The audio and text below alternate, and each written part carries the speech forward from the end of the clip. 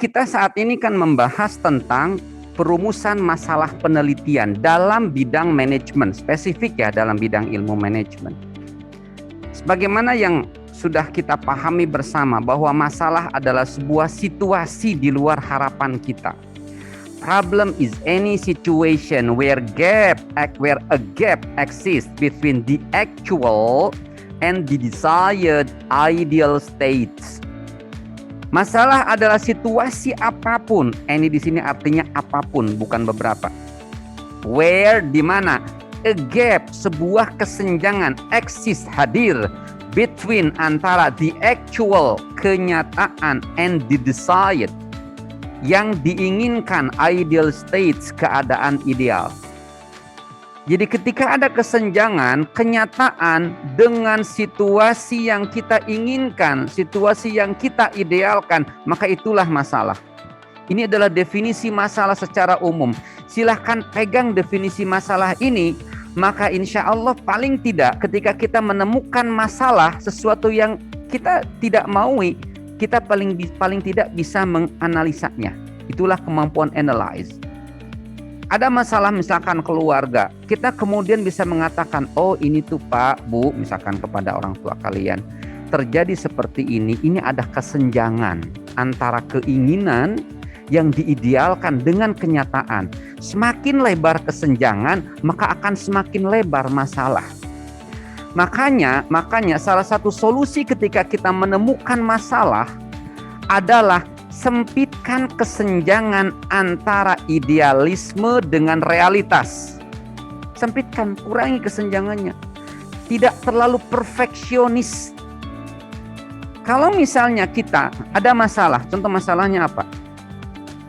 Kita mempunyai keinginan agar IPK kita misalkan 3,5. Ternyata IPK kita itu hanya misalkan 3,2. Berarti ada selisih 0,3. Nah, kalau kita tidak mencoba untuk mengecilkan kesenjangan itu, maka bisa jadi kita kecewanya luar biasa. Tapi kalau kita kecilkan kesenjangan itu, oh nggak apa-apalah, beda 0,3 nggak masalah. Kita masih bisa mengupayakan di semester yang akan datang untuk bisa mencapai IPK 3,5. Berarti kita mengecilkan kesenjangan itu. Jangan sampai kemudian 0,3. Waduh, 0,3 itu gede. Kita target 3,5, dapatnya 3,2. Itu kemudian akan menjadi masalah besar. Jadi kecilkan gap antara realita dengan the desired ideal states. Ketika itu yang bisa kita lakukan, insya Allah masalah apapun akan menjadi terlokalisir. Terlokalisir, masalah itu kemudian tidak membesar. Kalau kita besar-besarkan, berarti gap kita semakin kita lebarkan. Bisa jadi nantinya dampaknya tidak hanya kepada kalian saja, tapi mungkin isu ini kemudian merembet kepada orang tua, kepada adik, kakak. Nanti orang tua juga ikut pusing karena anaknya kelihatan stres. Karena IPK-nya yang diinginkan 3,5, yang dapat cuma 3,2. Nanti orang tuanya ngomong lagi sama adik kakaknya. Jadi masalah lokal awalnya jadi masalah nasional dan masalah internasional. Bener nggak? Tadinya sambungan lokal jadi sambungan langsung jarak jauh SLJJ dan SLI, sambungan langsung internasional. Jadi nanti uak bibinya, uak pamannya ikut bantu. Wah, ada apa ini ponakanku? Ribet ramai ya kan.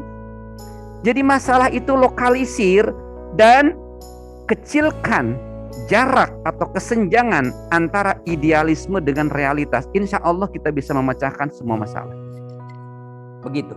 Tetapi ketika masalah sudah kita hadapi dengan emosional, reaktif, kemudian bukan pemikiran yang jernih, insya Allah masalah bukan semakin kecil, masalah semakin besar dan kita malah semakin stres. Bukan semakin fresh. Stres, fresh. Beda kan? Agak sama, stres, fresh. Tapi jauh dalam kenyataannya. Orang stres bisa mendekati gila. Orang fresh bisa mendekati sukses. Gitu. Karena selalu segar. Ya, kayak saya mungkin kelihatan fresh ya. Mungkin ya. Sebetulnya kalau mau dipikir banyak pikiran, aduh banyak saya juga pikirannya. Saya belum melakukan laporan penelitian, saya harus membuat laporan, saya harus meminta kepada para dosen sekian ratus yang belum mengumpulkan laporan penelitian. Saya juga belum, banyak, belum di keluarga besar, banyak hal. Tapi tidak perlu kemudian adanya kesenjangan-kesenjangan seperti itu. Idealnya saya harus sudah menyusun laporan penelitian, saya harus sudah mengupload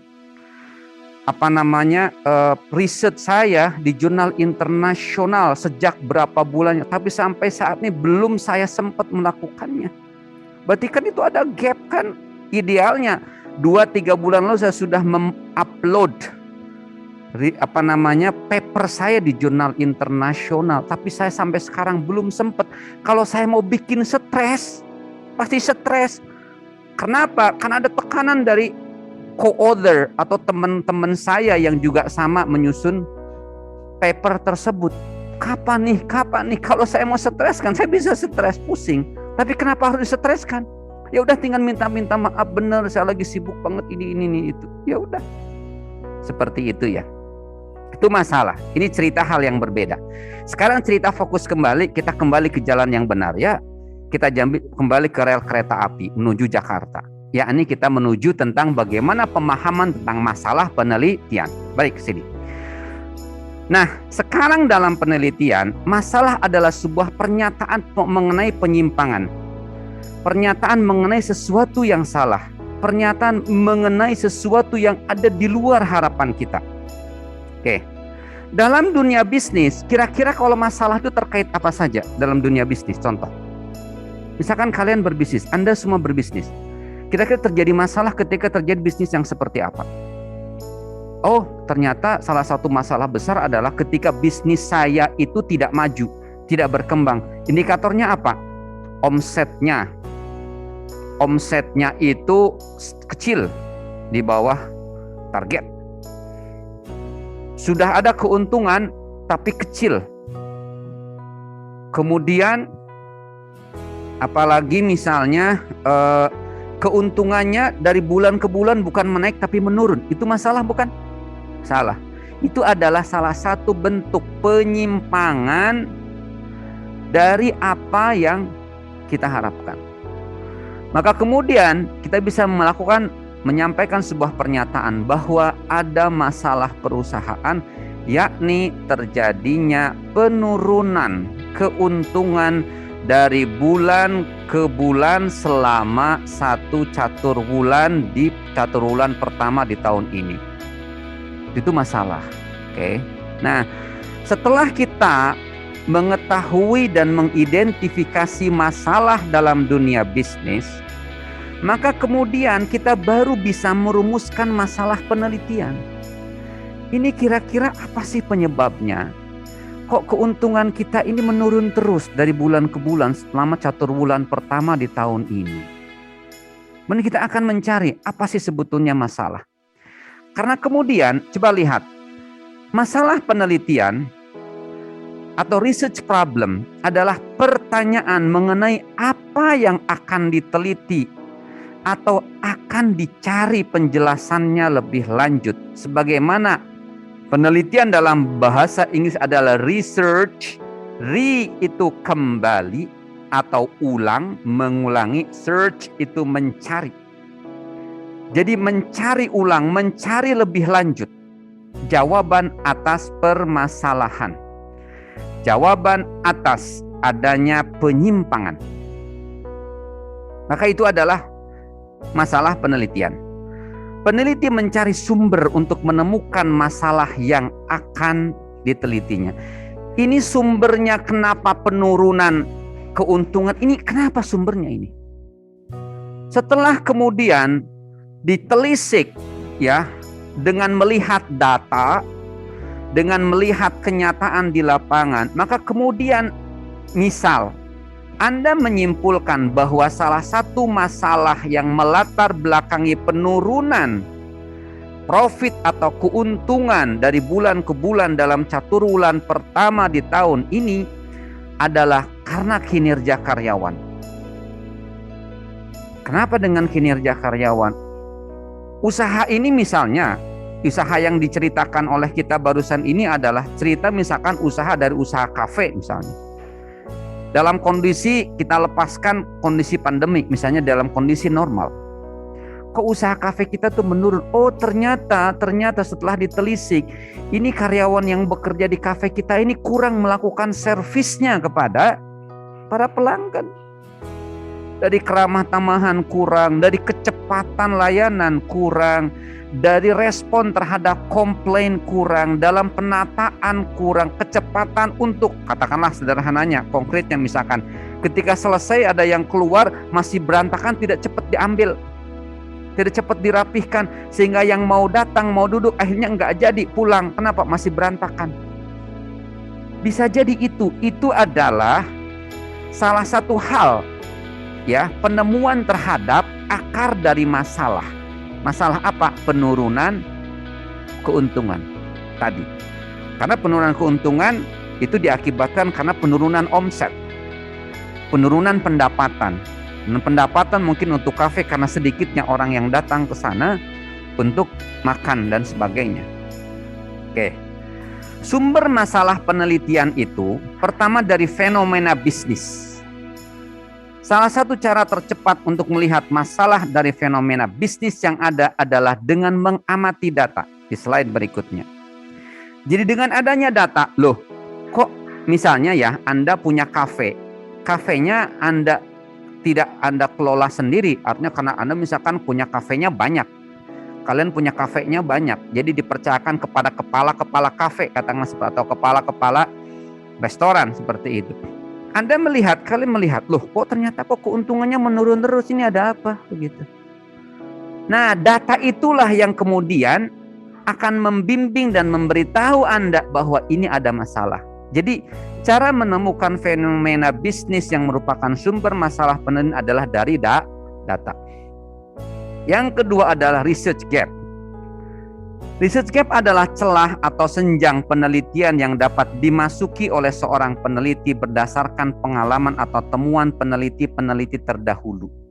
Cara termudah untuk mendapatkan research gap adalah dengan membaca literatur. Dengan membaca dan menelaah hasil-hasil penelitian yang ada. Umumnya research gap dapat ditemukan pada bagian pembahasan dan further research dari sebuah naskah hasil penelitian. Research gap itu seperti begini. Jika kalian misalnya ingin melakukan sebuah penelitian, katakanlah penelitian untuk skripsi, ya. Atau mungkin suatu saat kalian ikut S2, penelitian untuk tesis.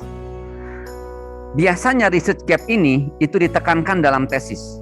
Kalau yang pertama fenomena bisnis itu ditekankan untuk skripsi. Tapi oke lah misalkan Anda yang masih skripsi, kalian masih skripsi itu menginginkan untuk membuat penelitian skripsinya dengan melihat research gap. Contoh begini misalnya. Penelitian sebelumnya sudah banyak meneliti pengaruh antara misalkan hubungan antara kepuasan kerja terhadap komitmen atau komitmen terhadap kepuasan kerja. Kemudian berikutnya hubungan antara lingkungan kerja terhadap kepuasan kerja. Sudah banyak yang meneliti ini. Sudah banyak. Tetapi misalnya Anda temukan bahwa belum ada penelitian yang meneliti tentang hubungan atau pengaruh dari kepuasan kerja kepada komitmen kerja yang dimoderasi oleh apa? Oleh persepsi karyawan terhadap gaya kepemimpinan atasan. Itu belum ada. Jadi kalau bentuknya itu, kalau digambarkan itu, misalkan X1, X2, X1 atas, X2, kemudian X1-nya adalah kepuasan kerja, X2-nya itu adalah apa tadi yang saya sampaikan, lingkungan kerja atau apa? Apa? Komitmen itu ya, yang yang pertama adalah komitmen, yang kedua adalah lingkungan kerja, katakanlah ya. Jadi X1-nya komitmen, X2-nya adalah lingkungan kerja terhadap kepuasan kerja. Jadi kan 3 variabel. Nah, yang sudah diteliti sebelumnya itu banyak yang meneliti 3 variabel ini. Tetapi belum pernah ada penelitian yang dimana ada variabel persepsi terhadap gaya kepemimpinan atasan yang menjadi variabel moderator untuk hubungan antara komitmen organisasional dengan kepuasan kerja, lingkungan kerja dengan kepuasan kerja. Maka kita bisa katakan inilah ada research gap namanya. Ada senjang penelitian. Itu maksudnya. Yang ketiga adalah teori gap. Adalah kesenjangan atau ketidakmampuan sebuah teori dalam menjelaskan sebuah fenomena. Misalnya, kita melihat sebuah fenomena di lapangan. Contoh misalnya, saya membangun teori baru saat ini. Teori yang saya kembangkan namanya CEO altruism, satu. Yang kedua, sector-based altruism. Itu 2 grand teori yang saya harapkan, bukan grand teori sih, mungkin 2 teori yang ingin saya kembangkan dan ingin saya perkenalkan ke dunia internasional dalam bidang ilmu manajemen. Kenapa saya melakukan penelitian itu? Kenapa saya mengatakan teori itu penting untuk diteliti? Karena apa? Ada kenyataan atau fenomena di lapangan, terutama di perusahaan UKM, small and medium enterprises, di mana ada perilaku-perilaku yang itu tidak diatur oleh ketentuan perusahaan, tapi dilakukan oleh orang di dalam perusahaan, dan apa yang dilakukan oleh orang dalam perusahaan itu, yakni direktur utama yang saya maksud, ternyata itu berbuah dampak positif untuk karyawan-karyawannya. Apa itu altruism? Altruisme itu adalah lawan dari kata egoisme. Pernah dengar altruisme? Pernah dengar? Ada yang mungkin pernah dari saya, atau mungkin ada yang belum pernah mendengarnya. Ya. Tapi orang semuanya pada tahu egoisme. Tapi altruisme orang tidak tahu. Sering tidak tahu. Padahal altruisme itu adalah lawan kata egoisme. Tapi orang Indonesia banyak yang tidak tahu altruisme. Egoisme itu adalah berpusat pada diri sendiri. Hanya mikirin diri sendiri. Altruisme itu berpikir untuk orang lain. Nah, di dalam perusahaan kecil dan menengah, perilaku altruisme, berpikir untuk kepentingan orang lain, itu banyak diperlihatkan oleh para pemilik perusahaan UKM. Pemilik, direktur utama, kalau dalam bahasa Inggrisnya CEO, kepada para bawahan atau karyawannya. Tapi belum ada yang melakukan penelitian itu, dan belum ada yang menteorikannya. Karena teori yang ada baru pada level karyawan saja. Perilaku menolong karyawan kepada karyawan lain yang itu tidak ada kewajiban, job desk-nya itu tidak ada. Di SK dia sebagai karyawan, sebagai staff, itu tidak ada keharusan untuk menolong temannya. Itu namanya teorinya OCB, Organizational Citizenship Behavior. Dimensinya adalah altruism, tapi altruismnya yang dilakukan oleh karyawan. Nah, sementara altruism yang dilakukan oleh top leader, top manager, top management, pemilik perusahaan UKM terhadap bawahannya, itu belum ada yang meneliti. Itulah yang namanya teori gap. Namun pertanyaannya, apa pentingnya Pak Dedi untuk meneliti itu? Apa manfaat dan dampaknya? Banyak kalau menurut saya. Ketika teori itu bisa dimunculkan dan kemudian diteliti di dunia, di seluruh belahan dunia, di negara manapun, itu kemudian akan menjadi sebuah inspirasi, masukan, dan informasi bagi para pemimpin, bagi para pemilik UMKM untuk banyak melakukan sesuatu yang sifatnya membantu kepada karyawan, mesti itu tidak ada ketentuan atau tidak ada perjanjiannya dengan karyawan tersebut. Itu nanti akan dampak positifnya. Ketika teori ini kemudian dikembangkan dan diteliti, tidak hanya di Indonesia. Penelitian saya awalnya di Indonesia, di sini nih, di wilayah 3 Cirebon, dan kemudian meluas ke Jawa Barat dan ke seluruh Indonesia untuk konteks apa? Untuk konteks BPR, Bank Perkreditan Rakyat. Tapi harapan saya ini tidak hanya teori yang dikembangkan di Indonesia, tapi kemudian stop hanya di Indonesia saja penerapan teori ini. Ingin kemudian dikenal di seluruh belahan dunia. Sehingga kemudian ketika orang melihat kata CEO altruism, maka diingat kepada saya. Ketika ketik CEO altruism di Google, langsung yang keluar muncul nama saya, publikasi-publikasi saya tentang CEO altruism. Atau altruisme atau perilaku untuk kepentingan orang lain bagi seorang pemilik perusahaan UKM. Nah, kajian saya UKM. Kenapa kok nggak di perusahaan besar? Kalau perusahaan besar karyawannya 10.000 susah itu. Direktur utama itu dia lebih memikirkan aspek-aspek yang sifatnya networking. Dia tidak ngurusin kepada karyawan, tetapi UKM, misalkan Anda punya usaha, karyawannya 10-15, kan Anda kenal, kan kalian kenal sama semua karyawannya kan? Karyawannya cuma 15. Sekarang tiba-tiba dapat order gede, jadilah karyawannya ditanya 15, jadi 15.000. Kenal nggak? Nggak kenal, sulit. Makanya yang saya bangun teori ini adalah relevan untuk perusahaan menengah dan kecil dan menengah gitu. Itu diantaranya. Itulah namanya teori gap. Jadi belum ada teori yang menjelaskan perilaku yang terjadi di lapangan. Tuh. Ini contoh teori gap. Kalau yang ini misalkan Gibson menyebutkan bahwa stres dapat menurunkan kinerja, akan tetapi kenyataan di lapangan karyawan yang tidak mengalami stres kerja memiliki kinerja yang lebih rendah dibandingkan dengan karyawan yang mengalami stres kerja. Berarti di sini ada gap teori. Artinya teori dari Gibson itu belum bisa menjawab secara utuh kok ternyata karyawan yang tidak stres juga ternyata kok lebih rendah kinerjanya dibandingkan karyawan yang mengalami stres. Berikutnya, masalah penelitian, kembali tadi bicara masalah penelitian. Contoh, tingginya angka turnover pada pegawai, misalnya pada pegawai di salah satu bank. Maka masalah penelitian itu bisa kita ungkap ya dengan menggunakan prinsip di dalam berita 5W 1H. 5W itu what, where, why, when sama why. Ya. What, where, when, why dan which. 5. H-nya how. Apa yang tinggi? What. Di mana tingginya turnover? Where. Kapan? When. Mengapa? Why. Kemudian satu lagi apa? How, bagaimana cara menurunkan turnover? Maka itu yang harus dilakukan penelitiannya. Lakukan penelitian dan kemudian ketemu jawaban bagaimana menurunkan turnover tersebut. Ini sepertinya kurang satu.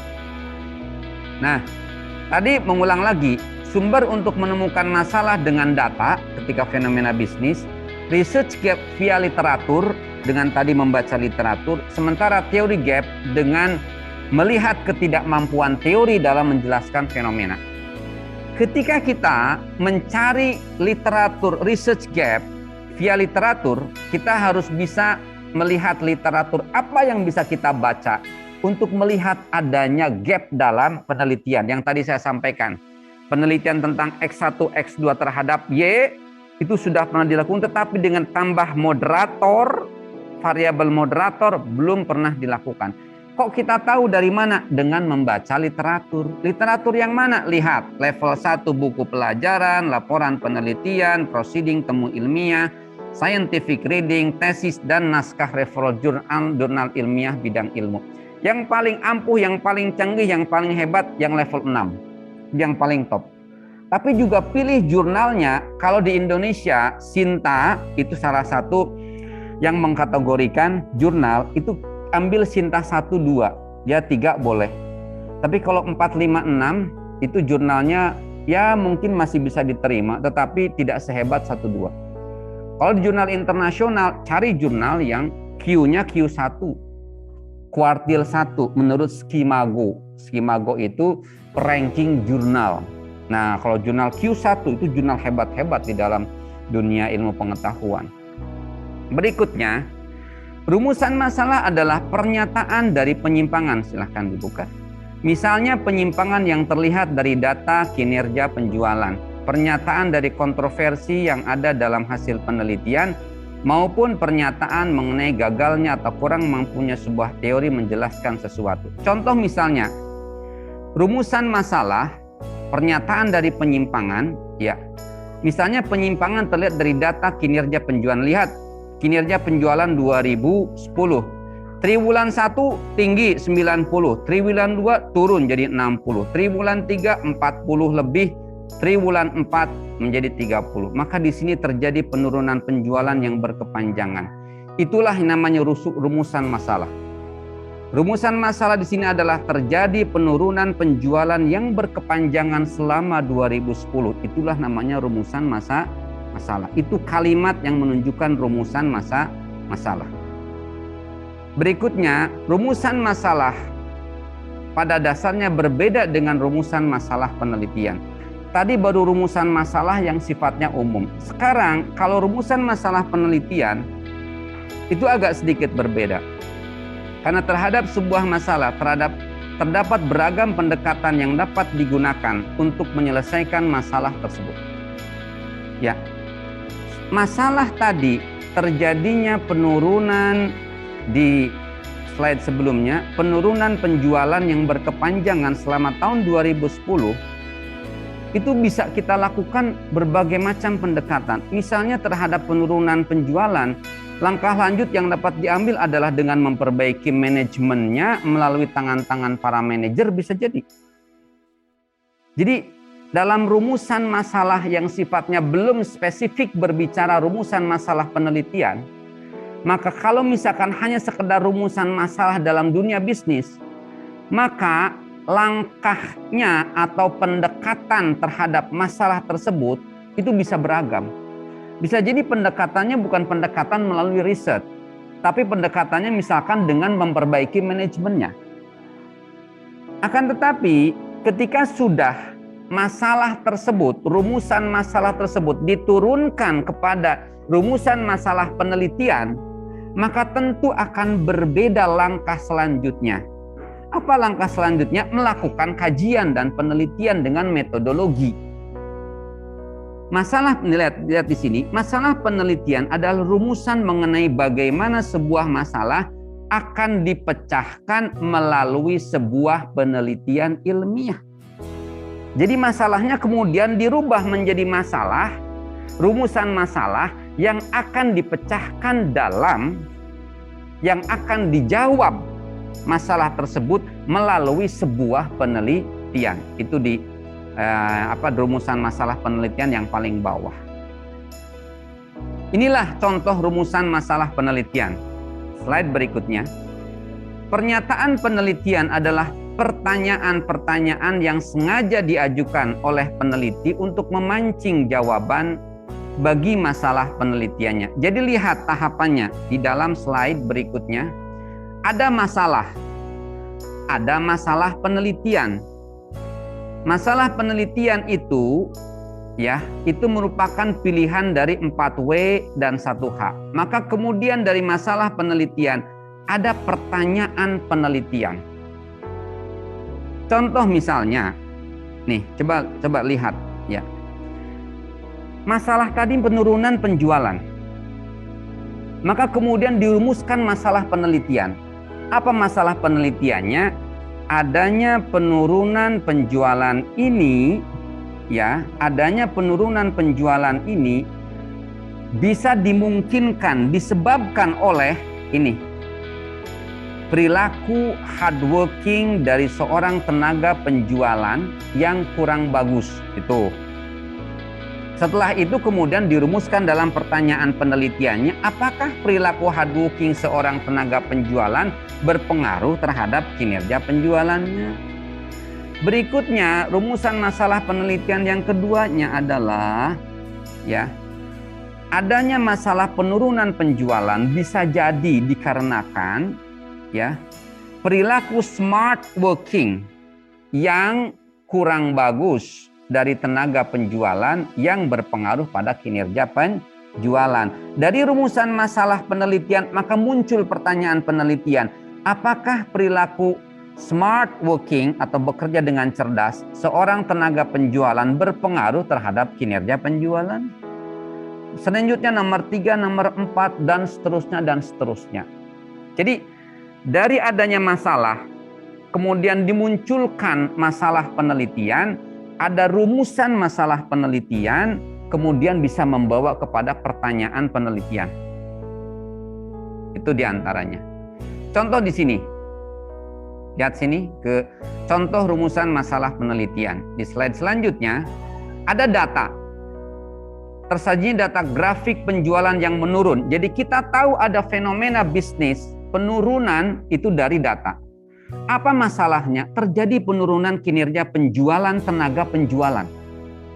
Jadi orang sales, bagian salesnya itu ternyata kinerja penjualannya menurun.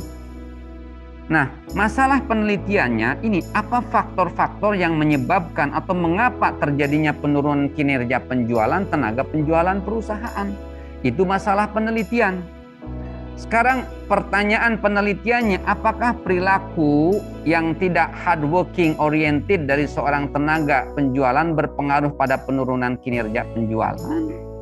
Lihat kepada pertanyaan penelitian nomor 1, kemudian pertanyaan penelitian nomor 2. Dan setelahnya ada pertanyaan penelitian, baru ada hipotesis, namanya dugaan, menduga bahwa semakin negatif perilaku hardworking seorang tenaga penjualan, maka akan semakin rendah kinerja penjualannya. Itu hipotesis, dugaan. Berikutnya, semakin negatif perilaku smart working seorang tenaga penjual, maka akan semakin rendah kinerja penjual. Itu adalah dugaan yang kedua. Dari dua dugaan itu perlu dibuktikan benar enggak dugaan tersebut. Dengan cara apa? Nanti dilakukan kajian, dilakukan penelitian dengan metodologi penelitian yang akan kita bahas ke depan. Jadi seperti itu.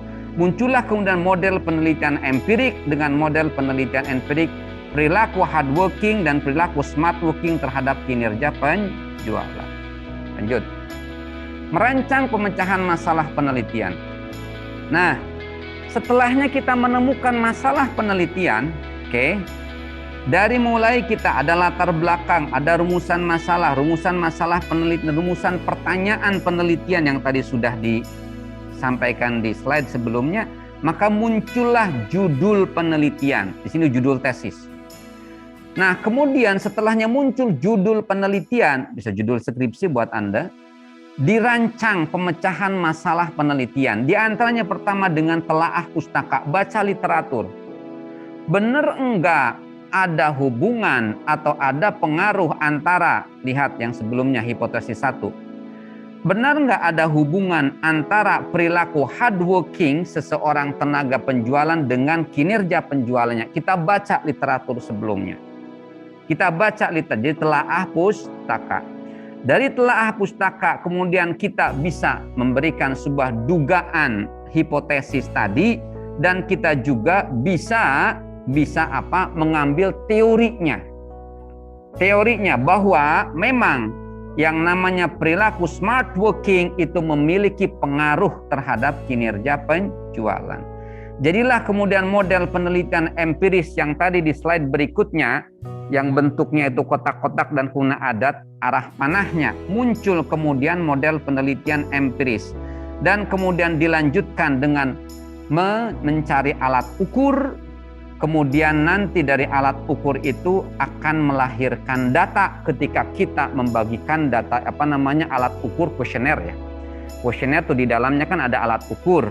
Alat ukurnya biasanya kan pertanyaan-pertanyaan tuh yang nanti kalian akan bagikan ketika skripsi biasanya. Dan kemudian dibagikan. Nah, yang ketika dibagikan kan diisi, kemudian dikembalikan lagi, baru kalian punya data. Data ini kemudian diolah untuk membuktikan benar enggak perilaku smart working itu berpengaruh terhadap kinerja penjualan.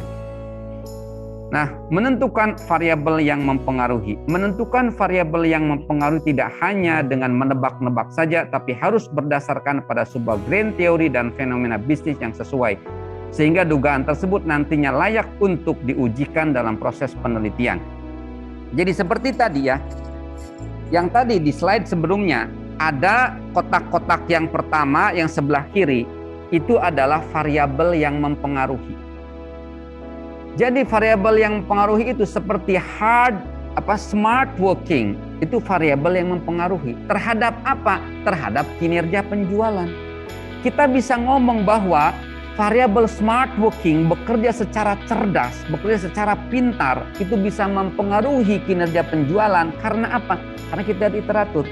Kata Profesor A bahwa kalau orang yang kerjanya itu cerdas, maka kemungkinan dia kinerja penjualannya akan meningkat. Nah, kita kutip itu dari Profesor A dengan menyebutkan nama akhirnya saja. Misalkan nama si profesornya John Kennedy, maka dituliskan menurut Kennedy bahwa smart working itu bisa berpengaruh terhadap kinerja penjualan. Jadi menentukan variabel yang nanti Anda semuanya harus lakukan di dalam nanti untuk tugas saya, diantaranya di dalam nanti proposal, harus menentukan variabel apa yang menjadi variabel independen yang kiri. Tapi harus ada teorinya.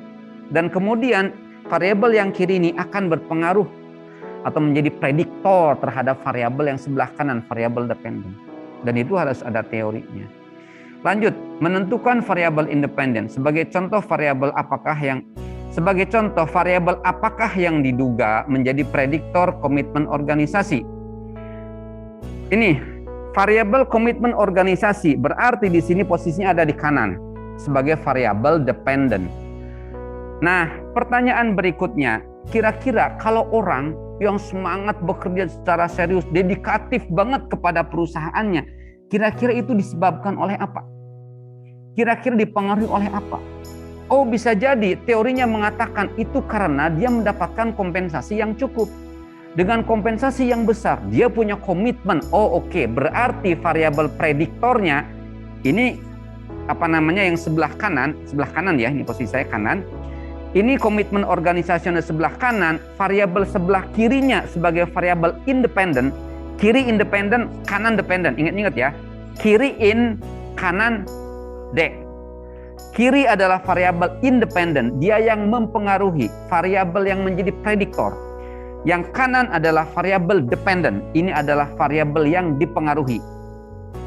Nah, ketika kita ingin mengatakan, ketika seorang pekerja itu kok semangat banget kerjanya ya di perusahaan itu, kok dia berdedikasi banget sih kepada perusahaan itu, dia rela mengorbankan apapun untuk perusahaan itu, apa sih penyebabnya? Apa sih yang menyebabkan dia seperti itu? Variabel yang pengaruhnya apa? Teorinya mengatakan dari kompensasi yang besar, maka dia kemudian bisa bersemangat dalam bekerja. Kira-kira logikanya tepat nggak? Tepat juga sih. Kalau kita gaji besar, gaji di perusahaan, normalnya misalkan hanya 3 juta, ketika kita digaji 6 juta, bisa jadi kita bersemangat. Seperti itu. Nah, berarti kompensasi menjadi variabel independen. Kiri. Terus apalagi orang bisa semangat bekerja? Karena dia merasa puas dalam bekerja. Puas dengan teman-temannya, puas dengan atasannya, puas dengan bawahannya, puas dengan lingkungannya. Maka bisa jadi kemudian dia bersemangat dalam bekerja. Komitmen terhadap perusahaannya tinggi. Oh, berarti kepuasan kerja menjadi variabel independen berikutnya di kiri sini terhadap komitmen organisasi di kanan. Diam aja sih ininya mah, diam aja karena dia hanya menjadi variabel yang dipengaruhi. Yang ini nih yang berubah-berubah. Oh, tambah lagi teorinya ada lagi ini. Mangga di kiri bisa sangat banyak yang menentukan variabel yang di kanan. Begitu. Itu menentukan variabel independen yang sebelah kiri itu. Berikutnya, kalau merumuskan masalah penelitian tadi sudah dibahas tentang kita apakah terdapat hubungan antara bla bla bla bla. Kalau saya ini tentang penelitian saya, altruisme CEO terhadap kepuasan kerja karyawan, apakah ada hubungan antara altruisme antara perusahaan UKM dengan kinerja UKM. Saya kira cukup untuk materi ini. Mudah-mudahan materi ini bisa memberikan inspirasi dan pemahaman buat kalian.